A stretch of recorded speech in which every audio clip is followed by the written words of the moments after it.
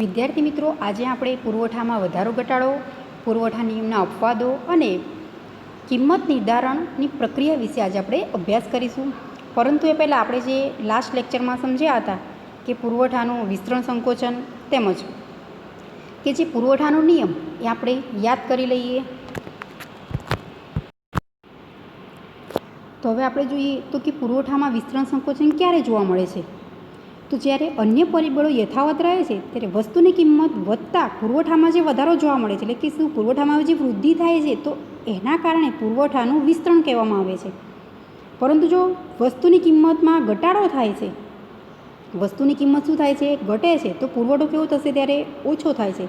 અને પુરવઠો ઓછો થાય છે તો આપણે આને કહી શકીએ છીએ કે પુરવઠાનું સંકોચન. હું તમને શોર્ટમાં કહી દઉં કે જો વસ્તુની કિંમત વધે છે તો પુરવઠાનું વિસ્તરણ જોવા મળશે, કેમ કે પુરવઠો વધશે. જો વસ્તુની કિંમત ઘટે છે તો પુરવઠો કેવો થશે, ઓછો થશે. પુરવઠો ઘટશે તો ત્યારે પુરવઠાનું એ સંકોચન થશે. તો આ ખાસ યાદ રાખવાનું છે આપણે. ને ત્યારબાદ કે જે આપણે સમજ્યા હતા કે અનુસૂચિ, ત્યારબાદ આપણે આકૃતિ અને સૌથી છેલ્લે એનું વિશ્લેષણ લખવાનું રહેશે. તો હવે આપણે આજે જોઈએ કે પુરવઠામાં છે વધારો ઘટાડો.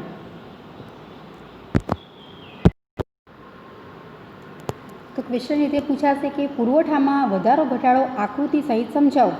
જેમ આપણે આગળ સમજી ગયા હતા કે પુરવઠાનો નિયમ, પુરવઠામાં વિસ્તરણ સંકોચન, એક ક્વેશ્ચનની રીતે પૂછાશે કે પુરવઠામાં વિસ્તરણ સંકોચન આકૃતિ સહિત સમજાવો. એવી જ રીતે પુરવઠામાં વધારો ઘટાડો આકૃતિ સહિત સમજાવો. તો આપણે એવી જ રીતે સૌપ્રથમ આપણે સમજીશું કે કોને વધારો ઘટાડો કહી શકીએ છીએ, ત્યારબાદ અનુસૂચિ, આકૃતિ અને સૌથી છેલ્લે આપણે એનું વિશ્લેષણ લખવાનું છે. તો સૌપ્રથમ આપણે જોઈએ તો કિંમત સિવાયના અન્ય પરિબળોમાંથી કોઈપણ એક અથવા એક કરતાં વધુ પરિબળોમાં ફેરફાર થવાથી વસ્તુના પુરવઠામાં જે પરિવર્તન આવે તેને પુરવઠામાં વધારો કે ઘટાડો કહે છે. આપણે કોને પુરવઠાનો વધારો ઘટાડો કહી શકીએ છીએ? તો હું ફરીથી કહું છું કે કિંમત સિવાયના અન્ય પરિબળોમાંથી કોઈપણ એક અથવા એક કરતાં વધુ પરિબળોમાં ફેરફાર થવાથી વસ્તુના પુરવઠામાં જે પરિવર્તન આવે છે તો એ પરિવર્તન છે તેને આપણે કહી શકીએ કે પુરવઠાનો વધારો કે ઘટાડો. ક્વેશ્ચન રીતે પૂછાય કે પુરવઠામાં વધારો ઘટાડો ક્યારે જોવા મળે છે, આપણે કોને કહી શકીએ? તો કિંમત સિવાયના જે અન્ય પરિબળો છે તો એમાંથી કોઈ પણ એક અથવા એકથી વધારે પરિબળોમાં ફેરફાર થાય છે, એના કારણે પુરવઠામાં જે પરિવર્તન આવે છે તો એ છે પુરવઠાનો વધારો ઘટાડો.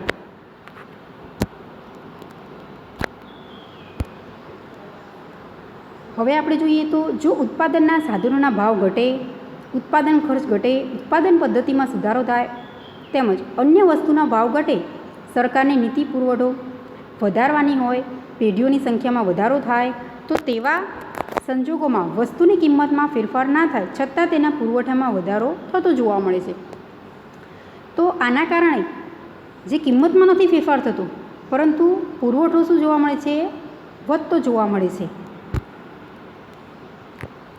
પુરવઠો શું થાય છે, વધે છે. તો આપણે કહી શકીએ છીએ કે જે પુરવઠા રેખા છે એ પોતે શું થશે, પોતાના સ્થાનેથી જમણી તરફ સ્થાન બદલે છે, એટલે કે એને પુરવઠાનો વધારો કહીએ છીએ. હવે પુરવઠાનો ઘટાડો કોને કહી શકીએ?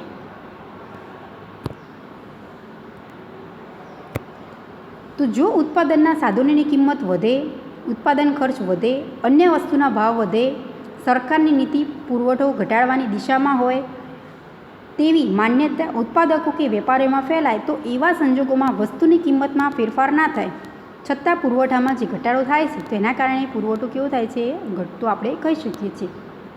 આખું જ આપણે જે પુરવઠો કેવી રીતે વધે છે એનાથી આખું શું છે, આ જે વિરુદ્ધમાં જોવા મળે છે. તો એમાં શું છે, જો બંનેનું તમને કમ્પેરિઝન કરાવું તો ઉત્પાદન ખર્ચ ત્યાં કેવો છે, ઘટે છે. શેમાં? પુરવઠામાં વધારામાં. ઉત્પાદન ખર્ચ ઘટે છે શેમાં? પુરવઠાના વધારામાં. જ્યારે પુરવઠાના ઘટાડામાં શું જોવા મળે છે, ઉત્પાદન ખર્ચ વધે છે. ઉત્પાદન ખર્ચ વધે છે શેમાં? પુરવઠાના ઘટાડામાં.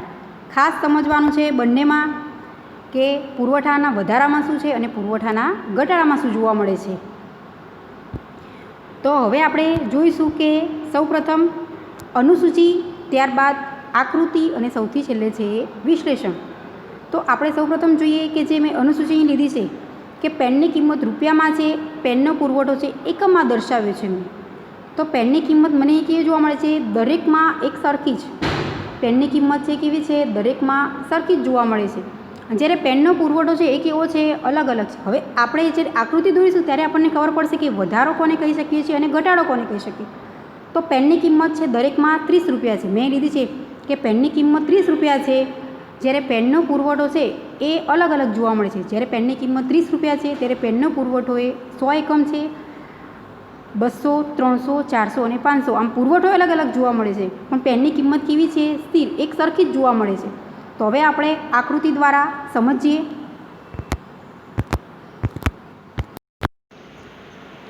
હવે આપણે સમજીએ કે કેવી રીતે પુરવઠાનો વધારો ઘટાડો આકૃતિમાં. તો મેં એક્સ ધરી પર લીધું છે પેનનો પુરવઠો એકમમાં, જ્યારે વાય ધરી પર કિંમત એ રૂપિયામાં છે. જેમ આપણે આગળ સમજ્યા હતા કે વિસ્તરણ સંકોચનમાં કે એક્સ ધરી પર પુરવઠો અને વાય ધરી પર પેનની કિંમત એ રૂપિયામાં છે. મેં એક ધરી પર લખ્યું છે કે જે પુરવઠો છે 100, 200, 300, 400, 500 અને 600. જ્યારે કિંમત છે એ મેં 10, 20, 30, 40, 50, 60 જે વાય ધરી પર દર્શાવી છે. હવે આપણે આકૃતિ એવી રીતે દોરવાની છે કે જે બહુ મોટી અથવા બહુ નાની ના બની છે, એ પ્રમાણેનું આપણે સ્કેલ માપ લેવાનું છે. તો હવે આપણે જે પ્રમાણે સમજ્યા છીએ અનુસૂચિમાં, એવી જ રીતે હું શું કરીશ? આકૃતિ એની દર્શાવીશ કે પેનની કિંમત છે એ દરેકમાં કેવી જોવા મળે છે આપણને? એક સરખી જ સ્થિર. કે પેનની કિંમત છે એ 30 રૂપિયા છે, પરંતુ જે પુરવઠો છે એ કેવો જોવા મળશે? અલગ અલગ. કે પુરવઠો એ 100, 200, 300, 400 અને 500 છે, પણ કિંમતમાં કોઈ પણ વધારો ઘટાડો જોવા નથી મળતો. તો હવે પેનની કિંમત 30 રૂપિયા જ છે દરેકમાં, પરંતુ પુરવઠો એ કેવો છે? અલગ અલગ. 100 છે, 200, 300, 400 અને 500 જોવા મળે છે. તો અહીં મેં દર્શાવ્યું છે કે જ્યારે બિંદુ એ છે એ પેનની કિંમત 30 રૂપિયા છે અને પુરવઠો કેટલો જોવા મળે છે? મને 300 રૂપિયા. પેનની કિંમત કેટલી? 30, જ્યારે પુરવઠો કેટલો છે? 300 એકમ. એ બિંદુ એ દર્શાવે છે. જ્યારે બે બિંદુ દર્શાવે છે, પેનની કિંમત 30 રૂપિયા છે અને પુરવઠો કેટલો છે? 100 એકમ. જે બિંદુ બી છે અને સી બિંદુ દર્શાવે છે કે પેનની કિંમત 30 રૂપિયા છે અને પુરવઠો એ 500 એકમ છે, કે બિંદુ એ સી છે. હવે એથી સી સુધી છે એ શું છે? વધારો, પુરવઠાનો વધારો. બિંદુ એથી સી છે એ પુરવઠાનો વધારો છે, જ્યારે બિંદુ એથી બી છે એ શું છે? પુરવઠાનો ઘટાડો જોવા મળે છે. અને મેં અહીં દર્શાવી છે કે જે પુરવઠા રેખા જે એ બિંદુ છે એ એસએસ છે, એ મેં ત્રાંસી દોરી છે, શું છે? પુરવઠા રેખા છે. જ્યારે સી બિંદુ છે ત્યાં S2 છે અને બી બિંદુ છે ત્યાં S1 રેખા આપેલી છે. એટલે કે એથી સી વચ્ચેનો છે એ શું છે? વધારો. જ્યારે એથી બી છે એ પુરવઠાનો ઘટાડો જોવા મળે છે. હવે આપણે આકૃતિ સમજ્યા, હવે એના પરથી આપણે શું લખવાનું છે? એનું વિશ્લેષણ.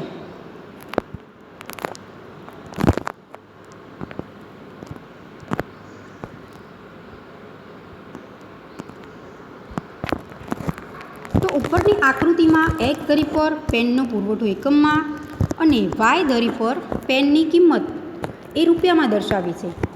જ્યારે પેનની કિંમત 30 રૂપિયા છે ત્યારે પુરવઠો 300 એકમ વેચવાની તૈયારી દર્શાવે છે. આથી વેપારી મૂળ સમતુલા બિંદુ એ છે, આપણે જે મિડલમાં સમજ્યા હતા કે 30 રૂપિયા પેનની કિંમત છે ત્યારે કેટલો છે પુરવઠો? એ 300 એકમ, જે બિંદુ એ દર્શાવે છે. અને પુરવઠા રેખા એસએસ છે.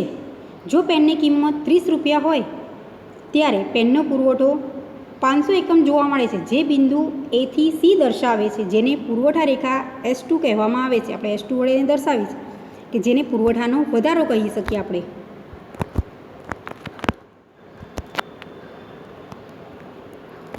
બિંદુ એથી સી દર્શાવે છે કે જેને પુરવઠા રેખા S2 કહેવામાં આવે છે, SS2, અને એ છે પુરવઠાનો વધારો. હવે પુરવઠાનો ઘટાડામાં શું આવશે? આપણે જેમ આકૃતિમાં સમજ્યા હતા કે એથી બી બિંદુ એ શું છે? પુરવઠાનો ઘટાડો. હવે આપણે જે આકૃતિ સમજીએ છીએ એ જ પ્રમાણે વિશ્લેષણ લખવાનું છે કે જો પેનની કિંમત 30 રૂપિયા હોય ત્યારે પેનનો પુરવઠો 100 એકમ જોવા મળે છે. કિંમત કેવી છે? દરેકમાં સરખી છે, 30 રૂપિયા છે. વધારો હોય છે કે ઘટાડો હોય છે? કિંમત કેવી છે? સ્થિર છે. કે પેનની કિંમત 30 છે ત્યારે પુરવઠો એ 100 એકમ છે. જો એ બિંદુ એથી બી દર્શાવે છે,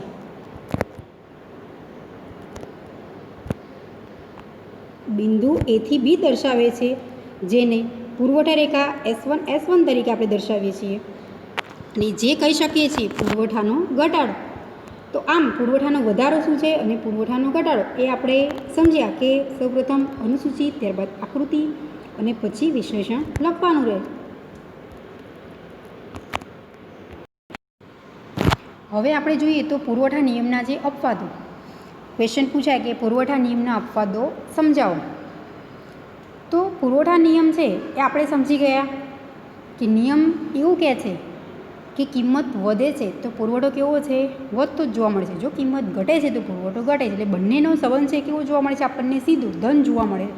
પરંતુ જ્યારે આપણે અપવાદ સમજીશું તો એ બંને વચ્ચેનો સંબંધ છે ધન જોવા નથી મળતું, કે બંને વચ્ચે સંબંધ છે એ ધન નથી મળતું, ત્યારે અપવાદ આપણને જોવા મળે છે. એટલે કેવો સંબંધ હશે? બંને વચ્ચે વ્યસ્ત સંબંધ જોવા મળશે. તો પુરવઠા નિયમમાં જણાવ્યા મુજબ કિંમત અને પુરવઠાનો ધન સંબંધને બદલે બંને વચ્ચે વ્યસ્ત સંબંધ જોવા મળે છે. આમ આપણે સમજ્યા હતા પુરવઠામાં શું છે કે કિંમત અને પુરવઠા વચ્ચે છે એ ધન સંબંધ છે. કિંમત તેમજ પુરવઠા વચ્ચે કેવો સંબંધ જોવા મળે છે? ધન. પરંતુ એ બંને વચ્ચે વ્યસ્ત સંબંધ જોવા મળશે. શેમાં? અપવાદમાં. એટલે કે વસ્તુની કિંમત વધે છતાં પુરવઠો ઘટે છે. કિંમત વધે તો પુરવઠો વધે તો એ શું છે? પુરવઠાનો નિયમ. પરંતુ અહીં જુઓ, વસ્તુની કિંમત વધી છતાં પુરવઠો શું થયો? ઘટ્યો. જો કિંમત ઘટે છે છતાં પુરવઠો વધે, કિંમત ઘટે છતાં પુરવઠો વધે, જ્યારે આવું બને છે ત્યારે પુરવઠા નિયમના અપવાદ તરીકે ઓળખવામાં આવે છે. પુરવઠા નિયમનો અપવાદ શું છે? તો વસ્તુની કિંમત વધે છતાં પુરવઠો ઘટે, અને જો કિંમતમાં ઘટાડો જોવા મળે છે તો ત્યારે પુરવઠો કેવો થશે? વધશે. તો આ જ કન્ડિશન જોવા મળે છે તો ત્યારે પુરવઠા નિયમનો અપવાદ આપણે કહીએ છીએ. નિયમમાં તો કેવું છે કે કિંમતમાં વધારો તો પુરવઠામાં વધારો, કિંમતમાં ઘટાડો થાય છે, કિંમતમાં ઘટાડો થાય તો પુરવઠામાં પણ ઘટાડો જોવા મળે છે. પરંતુ અપવાદ છે તેમાં એવું બનતું નથી. તો પુરવઠા નિયમના છે 2 અપવાદો છે. સૌપ્રથમ છે અલભ્ય વસ્તુ છે અને બીજું છે નાશવંત વસ્તુ. એના 2 અપવાદો છે, અલભ્ય વસ્તુઓ અને બીજું છે નાશવંત વસ્તુઓ. સૌપ્રથમ આપણે સમજીએ કે અલભ્ય વસ્તુ એટલે શું? કેવી વસ્તુને આપણે અલભ્ય વસ્તુ કહી શકીએ? કે જે વસ્તુનું ઉત્પાદન શક્ય નથી ફરીથી, તો એવી વસ્તુ શું છે? અલભ્ય વસ્તુઓ. કેટલીક વસ્તુઓની કિંમતમાં ગમે તેટલો ફેરફાર થાય છતાં તેના પુરવઠામાં કોઈ જ ફેરફાર નથી થતો, કારણ કે એવી વસ્તુઓ અપ્રાપ્ય કે દુર્લભ હોય છે. કેવી વસ્તુઓ? કે અમુક વસ્તુ એવી છે કે એની કિંમતમાં ગમે તેટલો જ ફેરફાર થાય છે છતાં પણ એના પુરવઠામાં કોઈ પણ ફેરફાર થતો નથી, કે પુરવઠામાં આપણે વધારો પણ નથી કરી શકતા એમ. તો એવી વસ્તુ છે તો એ અપ્રાપ્ય કે દુર્લભ હોય છે. દાખલા તરીકે પ્રાચીન કાળના સિક્કાઓ, પ્રાચીન મૂર્તિ, કલાકૃતિ વગેરેની કિંમત વધવા છતાં આવી વસ્તુના પુરવઠામાં વધારો કરવો શક્ય નથી. આમ અલભ્ય વસ્તુનું નવું ઉત્પાદન થઈ શકતું નથી. અલભ્ય વસ્તુ એટલે શું? કે આપણે જેનું ઉત્પાદન ફરીથી કરી શકતા નથી, કે જે એક વખત થઈ ગયું છે જે પ્રાચીન કાળમાં, તો એ વસ્તુઓ આપણે વર્તમાનમાં એ વસ્તુનું ઉત્પાદન નથી કરી શકતા. કેમ? તો એનો પુરવઠો વધારી નથી શકતા. કિંમત અત્યારે કેવી છે? એની સૌથી વધારે છે. એ વસ્તુનું વેચાણ આપણે કરીએ છીએ તો એની કિંમત વધુ આવે છે, પરંતુ એનો પુરવઠો હવે અવેલેબલ થતો નથી, એટલે કે ઉત્પાદન આપણે નથી કરી શકતા પ્રોડક્શન નવું. તો આ વસ્તુ કેવી છે? અલભ્ય વસ્તુઓ. તો અલભ્ય વસ્તુના ઉદાહરણ શું થશે? પ્રાચીન કાળના સિક્કા, પ્રાચીન મૂર્તિઓ, કલાકૃતિઓ વગેરેની કિંમત વધવા છતાં આવી વસ્તુના પુરવઠામાં વધારો શક્ય નથી. આપણે જોઈએ છીએ મ્યુઝિયમમાં જે વસ્તુઓ આ રીતે મૂકેલી હોય છે, જે પ્રાચીન મૂર્તિઓ હોય છે, જે સિક્કા છે, તો આ શેના માટે છે? ફક્ત આપણે શું કરી શકીએ છીએ? એને જોઈ શકીએ છીએ કે એની આપણે પરચેસ કરી શકતા નથી એ વસ્તુની. જે પ્રાચીન મૂર્તિઓ છે, જે કલાકૃતિઓ છે, તો આ બધું શું છે? મ્યુઝિયમમાં મૂકવામાં આવે છે કે જેને કોઈપણ વ્યક્તિને વર્તમાન પરિસ્થિતિમાં ખબર પડે કે પ્રાચીન કાળમાં આ પ્રમાણેના સિક્કા હતા, આ પ્રમાણેની મૂર્તિ હતી. આપણે જોઈએ છીએ કે જે પાંચ્યું કે દસ્યું, તો એ છે એ શું છે કે જે જૂની વસ્તુઓ છે કે જેને આપણે હકીકતમાં વર્તમાન સ્થિતિ પ્રમાણે શું કરી શકીએ છીએ? ઉત્પાદન કરી શકતા નથી. એ આપણને ક્યારે જોવા મળે છે? પ્રાચીન કાળમાં જ. જે હાલ આપણે છે આપણી પાસે હશે, ઘણાની પાસે એ પણ જોવા મળશે. કેવું કે જે 10 પૈસા, 5 પૈસા, પણ હાલ એ વસ્તુની વેલ્યુ છે ના, નથી. ચલણમાં એ વસ્તુ આપણે ઉપયોગી છે ના, એ ચલણમાં ઉપયોગી બનતું નથી. એ કેવું છે? આપણી પાસે સંગ્રહ આપણે કરી શકીએ છીએ, એનો વર્તમાનમાં કોઈ પણ પ્રકારનો ઉપયોગ જોવા નથી મળતો. તો આ શું છે? અલભ્ય વસ્તુઓ. હવે બીજું આપણે જોઈએ કે જે નાશવંત વસ્તુઓ. તો નાશવંત વસ્તુ એટલે કેવી? કે જે ટૂંકા ગાળામાં જ આપણે એનો શું કરી શકીએ? વપરાશ કરી શકીએ છીએ. આપણે આગળ શીખી ગયા છે કે નાશવંત વસ્તુઓ અને શું? ટકાઉ વસ્તુ. ટકાઉ વસ્તુ એટલે શું? કે જે લાંબા સમય સુધી આપણે સંગ્રહ કરી શકીએ છીએ એનો. પરંતુ નાશવંત વસ્તુ એટલે શું? કે જે અમુક સમય મર્યાદાની અંદર એ વસ્તુ ઓટોમેટિક નષ્ટ થઈ જાય છે. તો એ દરેક વસ્તુ કેવી છે? નાશવંત વસ્તુઓ છે. જે વસ્તુનો સંગ્રહ લાંબા સમય સુધી કરી શકાતો નથી, તો એ વસ્તુ કેવી છે? નાશવંત વસ્તુ. ક્વેશ્ચન પૂછાય કે નાશવંત વસ્તુઓ શું? આપણે આગળ શીખી ગયા છીએ. અને ટકાઉ વસ્તુ, બંનેનો અર્થ શું? તો ટૂંકા સમય સુધી આપણે જે વસ્તુનો વપરાશ કરી શકીએ છીએ એ વસ્તુ શું છે? નાશવંત વસ્તુ. જ્યારે લાંબા સમય સુધી વસ્તુનો સંગ્રહ કરી શકીએ છીએ તો એ છે ટકાઉ વસ્તુઓ. હવે નાશવંત વસ્તુ એટલે શું? તો જે દૂધની બનાવટની વસ્તુઓ કે જે શું છે? આપણે અમુક સમય સુધી જેનો વપરાશ કરી શકીએ છીએ. દાખલા તરીકે જે મીઠાઈ છે, તો મીઠાઈ કેવી છે? અમુક સમયની અંદર આપણે જો એ વપરાશ નથી કરતા તો ઓટોમેટિક શું થઈ જાય છે? એ વસ્તુ છે એ ખરાબ થઈ જાય છે. મેક્સિમમ એ અઠવાડિયું સારી વસ્તુ રહે છે, પછી ઓટોમેટિક કેવી થશે? એ વસ્તુ એ ખરાબ થઈ જશે. જો આપણે વપરાશ નથી કરતા તો કેમ કે એની સમય મર્યાદા કેવી છે? ટૂંકી જોવા મળે છે. એવી જ રીતે શાકભાજી કે પાકા ફળ, ફૂલ, આ દરેક વસ્તુ કેવી છે? નાશવંત, કે ટૂંકા ગાળામાં જ એ વસ્તુનો આપણે વપરાશ કરવો જરૂરી છે. નહીંતર એ ઓટોમેટિક કેવા થઈ જાય છે? નષ્ટ થઈ જાય છે.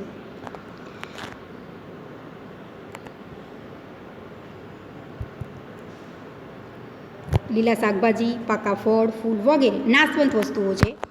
અને આ વસ્તુના ભાવ ઘટી જાય તો પણ એ વસ્તુનો પુરવઠો ઘટતો નથી. કેમ કે આવી વસ્તુનો સંગ્રહ અશક્ય છે. આનો ભાવ ઘટે છે તો પણ એ પુરવઠો છે એ ઘટતો નથી. કેમ કે આવી વસ્તુનો આપણે શું કરી શકીએ છીએ? સંગ્રહ કરી શકતા નથી. અને વસ્તુના ભાવ વધે કે ઘટે છતાં પુરવઠામાં વધુ ફેરફાર થતો નથી. કેમ કે આ નાશવંત વસ્તુ છે, કોઈ પણ વ્યક્તિ છે એ સંગ્રહ કરતો નથી. એનો ભાવ ઘટાડો થાય કે ભાવમાં વધારો થાય, કે આ વસ્તુ કેવી છે? ટૂંક સમયમાં આપણે એનો વપરાશ કરી લેવો પડે છે. શાકભાજી છે, જો એના ભાવ ઘટી જાય છે તો પણ કોઈ વધુ પડતી ખરીદી નથી કરતા, અથવા ભાવ વધે છે, જેટલી જરૂરિયાત છે એટલી જ વસ્તુની શું કરવામાં આવે છે? ખરીદી કરવામાં આવે છે. તો આમ પુરવઠા નિયમના 2 અપવાદ છે: અલભ્ય વસ્તુ અને બીજું છે નાશવંત વસ્તુઓ. હવે આપણે જોઈએ કે બજારમાં વસ્તુનું જે કિંમત નિર્ધારણ કેવી પ્રક્રિયા એની છે. હવે આપણે જોઈએ કે બજારમાં વસ્તુની જે કિંમત નિર્ધારણ કેવી રીતે જોવા મળે છે. ક્વેશ્ચન પૂછાશે કે બજારમાં વસ્તુનું કિંમત નિર્ધારણની જે પ્રક્રિયા સમજાવો. તો બજારમાં જે માંગ થાય છે અને જે વસ્તુ વેચાય છે, એટલે કે વસ્તુ કે સેવાની કિંમત કેવી રીતે નક્કી થતી હશે, તો એને વસ્તુની કિંમત નિર્ધારણ કહેવામાં આવે છે. શોર્ટ ક્વેશ્ચન પૂછાય કે કિંમત નિર્ધારણ એટલે શું? તો બજારમાં થતી માંગ અને જે વસ્તુ વેચાય છે તો એ બંને વચ્ચે, એટલે કે વસ્તુ કે સેવાની કિંમત કેવી રીતે નક્કી થતી હશે, તો એને કિંમત નિર્ધારણ કહી શકીએ છીએ. કે ચીજ વસ્તુઓ કે સેવાની કિંમતમાં માંગ અને પુરવઠાના પરિબળો દ્વારા નક્કી થાય છે. માંગ અને પુરવઠાના પરિબળો દ્વારા જે નક્કી થાય છે તે શું છે? કિંમત નિર્ધારણ. આપણે આગળ સમજી ગયા હતા કે માંગ અને કિંમત તેમજ જે પુરવઠો અને કિંમત. હવે અહીં માંગ, કિંમત તેમજ પુરવઠો ત્રણેય આપણે સાથે સમજીશું આકૃતિ દ્વારા. તો એ શું છે? કિંમત નિર્ધારણ. બજારમાં કિંમત ઉત્પાદકો દ્વારા નક્કી થતી હોય છે. જે કિંમત નક્કી થાય છે એ ઉત્પાદકો દ્વારા નક્કી થાય છે, પરંતુ પેઢીઓ ઈચ્છે તો કિંમત નક્કી કરી શકતી નથી. ઉત્પાદકો દ્વારા જ નક્કી થાય છે. પોતે પેઢી ઈચ્છે તો તે કિંમત નક્કી કરી શકતી નથી, કારણ કે તેમણે નક્કી કરેલી કિંમતોએ તેઓ ઈચ્છે તેટલું વેચાણ કરી શકતી નથી. એટલે કે પ્રવર્તમાન કિંમતે વસ્તુ કેટલા જથ્થામાં ખરીદવા તે ગ્રાહક તેમની માંગ દ્વારા નક્કી કરે છે કે વસ્તુની કેટલી ખરીદી કરવી એ ગ્રાહક પોતે નક્કી કરે છે. એની માંગ કોણ કરશે? ગ્રાહકો પોતે કરશે. તેમજ માંગ અને પુરવઠા સંયુક્તપણે વસ્તુની કિંમત નક્કી કરે છે કે અમુક કિંમતે બજારમાં વસ્તુની કેટલી માંગ જોવા મળે છે. એટલે કે કુલ માંગ અને કુલ પુરવઠો સરખા થાય ત્યારે સમતુલા સર્જાય છે. એટલે કે સમય સંજોગો બદલાય તેમાં વિપક્ષ જોવા મળે છે. એટલે કે આંતરક્રિયાને અંતે સમય જતાં પુનઃ સમતુલા સ્થપાય છે. આપણે જાણીએ છીએ કે અમુક એવી સ્થિતિ હોય છે કે ત્યાં માંગ અને પુરવઠો બંને કેવું થશે? ક્રોસ થશે, કે બંને જોવા મળશે. તો એ પોઈન્ટ બિંદુ હશે એ શું છે? સમતુલા બિંદુ. કે જ્યાં માંગ અને પુરવઠો બંને શું થશે? એકબીજાથી ક્રોસ થશે. તો એ બિંદુ સમજાશે સમતુલા બિંદુ. કે કુલ માંગ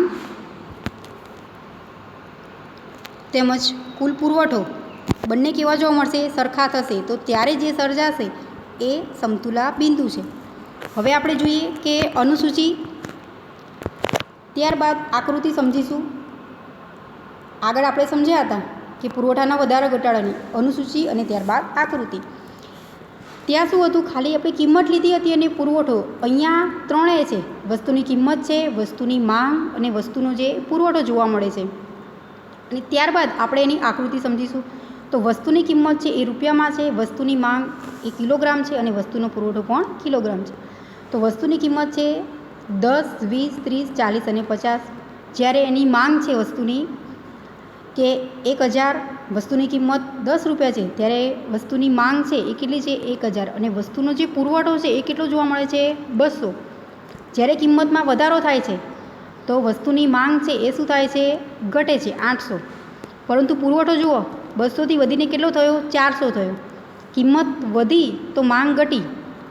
કે માંગ કેટલી થઈ? 30 રૂપિયા કિંમત છે ત્યારે માંગ 600 જોવા મળે છે. અને પુરવઠો એ કેટલો છે? 600. પુરવઠામાં વધારો થયો છે, પરંતુ જો કિંમત કેટલી છે? 30 રૂપિયા, પરંતુ માંગ પણ 600 જોવા મળે છે અને પુરવઠો પણ 601. બંને કેવા છે? સરખા થાય છે. તો અહીંયા જે સરખા થાય છે તો આ બિંદુ કેવું હશે? આપણું સમતુલા બિંદુ. કે કિંમત 30 રૂપિયા છે ત્યારે માંગ અને પુરવઠો બંને જ શું છે? સરખા જોવા મળે છે. હવે કિંમત જ્યારે 40 રૂપિયા થાય છે ત્યારે માંગ છે એ કેટલી થશે? 400 અને પુરવઠો એ 800. માંગમાં ઘટાડો થાય છે પરંતુ પુરવઠોમાં શું જોવા મળે છે? વધારો જોવા મળે છે. જ્યારે કિંમત 50 રૂપિયા છે ત્યારે વસ્તુની માંગ એ 200 છે અને પુરવઠો એ 1000 છે. આપણે આગળ ચેપ્ટર 3 માંગમાં સમજી ગયા હતા કે જુઓ, કિંમતમાં વધારો થાય છે તો ત્યારે માંગ કેવી થાય છે? જે ઘટાડો થાય છે. પરંતુ પુરવઠામાં આપણે સમજ્યા તો કિંમતમાં વધારો થાય તો પુરવઠામાં શું જોવા મળે છે? વધારો થાય છે. કિંમત જેમ જેમ વધે એમ પુરવઠો શું થાય છે? વધતો જોવા મળે છે. હવે આપણે આકૃતિ સમજીએ.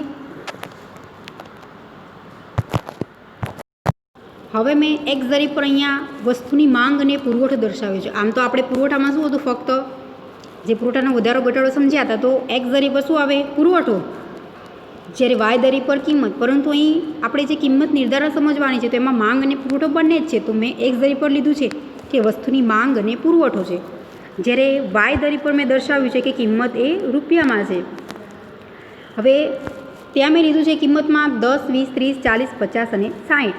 જ્યારે પુરવઠો છે અને માંગ એમાં મેં લીધું છે કે 200, 400, 600, 800 અને 1000. કેમ? આપણે અનુસૂચિ પરથી નક્કી કરવાનું કે સૌથી ઓછો કેટલો છે માંગ અને પુરવઠો અને સૌથી વધારે કેટલો? સૌથી ઓછો કેટલો છે? 200 અને સૌથી વધારે 1000 છે. જો હું અહીં 100 લઈશ તો જે આકૃતિ આખી જ છે એ કેવી છે? આખી જ મોટી થઈ જશે. કે માટે આપણે સ્કેલમાં એવી રીતે પસંદ કરવાનું છે કે મેં લીધું છે 200, 400, 600, 800 અને 1000. તો હવે અનુસૂચિ પરથી આકૃતિ આપણે આખી જ બનાવવાની છે અને કયા બિંદુ આપણને જે સમતુલા દર્શાવશે અહીં મને ખબર પડશે. તો હવે સમજવાનું છે કે જ્યારે વસ્તુની કિંમત 10 રૂપિયા છે તો ત્યારે માંગ અને પુરવઠો બંને અહીં દર્શાવવાનું છે. સૌપ્રથમ આપણે સમજીએ કે વસ્તુની માંગ હું તમને અહીં સમજાવું છું. આકૃતિ મેં દોરી છે પરંતુ હું તમને બિંદુ સમજાવીશ. એ પ્રમાણે તમારે યાદ રાખવાનું છે કે જ્યારે વસ્તુની કિંમત 10 રૂપિયા છે ત્યારે વસ્તુની માંગ કેટલી જોવા મળે છે? 1000. ખાસ સમજો, કિંમત કેટલી છે? 10 રૂપિયા. ત્યારે વસ્તુની માંગ છે 1000 છે. એ અહીં દર્શાવ્યું છે મેં. જ્યારે વસ્તુની કિંમત 20 રૂપિયા છે ત્યારે માંગ એ શું જોવા મળે છે આપણને? 800 જે બિંદુ ડી દર્શાવે છે. જ્યારે વસ્તુની કિંમત 30 છે ત્યારે જેની માંગ છે એ કેટલી જોવા મળશે? 600 કે જે બિંદુ ઈ.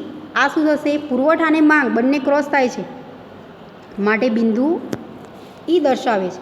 જ્યારે વસ્તુની કિંમત 40 રૂપિયા છે ત્યારે જે માંગ છે જોવા મળે છે 400 કે જે દર્શાવે છે એ બિંદુ, અને કિંમત છે 50 રૂપિયા ત્યારે એની માંગ જોવા મળે છે 200. હવે આપણે સમજ્યા હતા કે કિંમત અને માંગ એનો ઢાળ કેવો જોવા મળે છે? એ રેખાનો ઋણ ઢાળ. તો હવે આપણે કહી શકીએ છીએ કે જે ધન ઢાળ છે એ શું છે? પુરવઠા રેખા. આ જે ઋણ ઢાળ દર્શાવી છે એમાં શું છે? માંગ રેખા. આપણે કોઈ પણ બંનેમાંથી કોઈ પણ એક રેખા દર્શાવી શકીએ છીએ. સૌથી પ્રથમ મેં માંગ રેખા દર્શાવી છે, તમે પુરવઠા રેખા પણ દર્શાવી શકો છો. ત્યારબાદ આપણે શું કરી શકીએ? માંગ રેખા દર્શાવી શકીએ. હવે આપણે જે પુરવઠા રેખા દર્શાવી કે માંગ રેખા આપણે સમજી ગયા. હવે જો કિંમત કેટલી છે? 10, 20, 30, 40 અને 50. હવે આપણે પુરવઠો દર્શાવવાનો છે. તો સૌ પ્રથમ છે કે જ્યારે વસ્તુની કિંમત 10 રૂપિયા છે ત્યારે એનો પુરવઠો કેટલો જોવા મળે છે? 200. અહીં દર્શાવ્યું છે મેં. કિંમતમાં વધારો થાય છે 20 રૂપિયા ત્યારે એનો પુરવઠો છે એ કેટલો જોવા મળે છે? 400. ત્યારબાદ 30 રૂપિયા કિંમત છે ત્યારે એનો પુરવઠો જોવા મળે છે 600, જે દર્શાવે છે અહીં ખાસ સમજવાનું છે કે કિંમત સરખી જ છે 30 રૂપિયા, જ્યારે પુરવઠો અને માંગ બંને કેવો છે? 600 જ એકમ જોવા મળે છે. પુરવઠો પણ 600 છે અને માંગ પણ 600, એટલે કે બંને વચ્ચે ક્રોસ થાય છે. તો આ બિંદુ સમતુલા બિંદુ આપણે કહી શકીએ. સમતુલા બિંદુ ક્યારે જોવા મળે છે? કે જે પુરવઠા રેખા અને માંગ રેખા બંને ક્રોસ થશે તો એ બિંદુએ સમતુલા બિંદુ જોવા મળે છે. હવે જ્યારે કિંમત 40 રૂપિયા છે ત્યારે પુરવઠો એ 800 જોવા મળે છે, અને જ્યારે કિંમત 50 રૂપિયા છે ત્યારે પુરવઠો એ 1000 જોવા મળે છે. તો આમ આખી જ માંગ રેખા અને પુરવઠા રેખા આપણે અહીંયા સમજ્યા, અને જે સેન્ટરમાં બિંદુ ઈ દર્શાવે છે એ શું છે? સમતુલા બિંદુ. આમ જ્યાં ક્રોસ થાય છે તે મેં દર્શાવે છે. જુઓ, બિંદુ A, B, C અને D, કે જ્યાં માંગ રેખા તેમજ પુરવઠા રેખા બંને કેવી થાય છે? ક્રોસ થાય છે. અને ઈ છે એ સમતુલા બિંદુ છે. આમ આખી જ આ કિંમત નિર્ધારણ છે કે જ્યારે માંગ રેખા અને પુરવઠા રેખા જે બંને ક્રોસ થાય છે એ સમતુલા બિંદુ છે. હવે આપણે આકૃતિ સમજ્યા તેના પરથી આપણે શું કરીશું? એનું વિશ્લેષણ લખીશું. અહીં ખાસ કે સૌપ્રથમ પુરવઠા રેખા પણ દર્શાવી શકીએ અને ત્યારબાદ માંગ રેખા પણ આપણે દર્શાવી. બંનેમાંથી કોઈ પણ એક રેખા છે એ સૌપ્રથમ દર્શાવવાની રહેશે. હવે આપણે એનું વિશ્લેષણ જોઈએ કે ઉપરની આકૃતિમાં x ધરી પર વસ્તુની માંગ અને પુરવઠો તેમજ y ધરી પર વસ્તુની કિંમત એ રૂપિયામાં દર્શાવી છે. સૌપ્રથમ x ધરી પર શું છે? તો માંગ અને પુરવઠો છે. વસ્તુની માંગ તેમજ જે પુરવઠો છે એ x ધરી પર છે, અને વસ્તુની કિંમત છે એ y ધરી પર મેં દર્શાવી છે. જ્યારે કિંમત રૂપિયા 30 છે, એટલે કે EQ કરતાં વધે, એટલે કે રૂપિયા 40 થાય ત્યારે માંગ 600થી ઘટીને 400 કિગ્રા જોવા મળે છે. તેમ પુરવઠો વધે છે, એટલે કે આમ માંગ અને પુરવઠા વચ્ચે 80 જેટલું અંતર જોવા મળે છે. કે કિંમત કેટલી છે? 30 છે, એના કરતાં વધે એટલે કે રૂપિયા 40 થશે તો ત્યારે શું થશે? માંગ છે એ 600થી ઘટીને 400 થશે. કેટલી જોવા મળે છે? 600 છે એમાં ઘટાડો થઈ અને 400, જે બિંદુ શું દર્શાવે છે? A, C.